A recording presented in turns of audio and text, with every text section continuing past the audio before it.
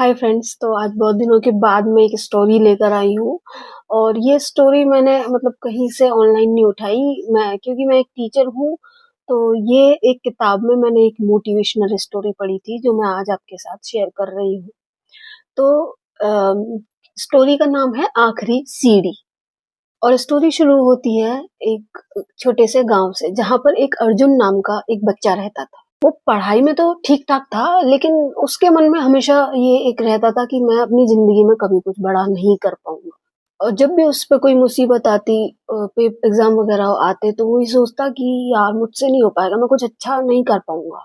तो इसी के बाद एक दिन एक उनके टीचर सारे बच्चों को एक पहाड़ी पर लेके गए और उन टीचर ने सब बच्चों से बोला कि जाओ और इस पहाड़ की चोटी पे चढ़ो।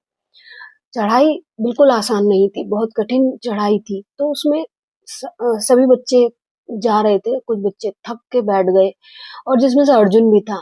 और अर्जुन भी हांफने लगा और उसने सोचा कि मैं बैठ जाऊँ। तभी उसने देखा कि एक बूढ़े से बाबा जी चलते ही जा रहे हैं, वो थक क्यों नहीं रहे हैं, ये बैठ क्यों नहीं रहे हैं? जबकि वो तो हमारे से भी ज़्यादा एज के हैं।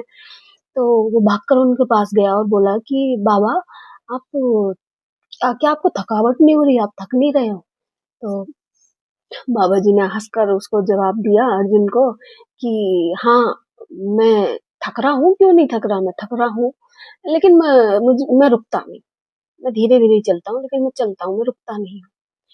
क्योंकि मुझे एक कदम रखता हूँ तो मुझे ऐसा लगता है कि मेरी मंजिल मेरे पास है। मैं दूसरा कदम रखता हूँ तो मुझसे बोलता है कि मंजिल और पास आ गई है। तो मैं थकता तो हूँ, लेकिन मैं रुकता नहीं हूँ।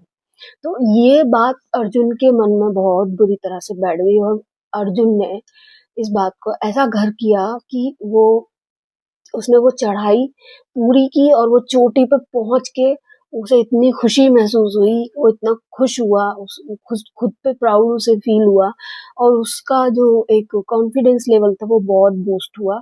और उसने उस दिन ये सीखा कि जिंदगी में धीरे धीरे चलो, लेकिन कभी हार मत मानो। खुद से कभी ये मत बोलो कि मैं ये नहीं कर सकता। तो वो उस दिन उसने ये सीखा और उसके बाद उसने कड़ी मेहनत करी, किसी भी काम को बीच में नहीं छोड़ा और उसने एक अफ़सर की परीक्षा दी, जिसमें वो बहुत बड़ा एक अफ़सर बना, पुलिस इंस्पेक्टर बना और पुलिस इंस्पेक्टर बन के वो अपने गाँव गया और उसने अपने गाँव का नाम रोशन किया और सब लोग ये देख के बहुत ही खुश हुए। जिससे ये कहानी से ना हमें सीख मिलती है कि हमें कभी रुकना नहीं चाहिए।